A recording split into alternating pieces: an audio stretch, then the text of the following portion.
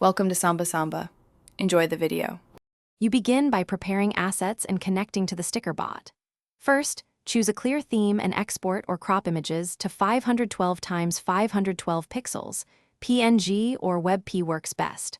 Once done, open Telegram and message at stickers. You'll send the command /new pack to create a pack title.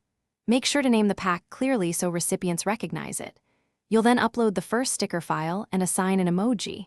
Short, relevant emoji, choices speed user adoption and retrieval. You now refine the pack by assigning emojis and arranging order. After each upload, reply with an emoji that represents the sticker so Telegram's search finds it quickly. Once multiple stickers exist, use the bot /order command to rearrange and /add sticker to append new items. When ready, create a concise short name for the pack.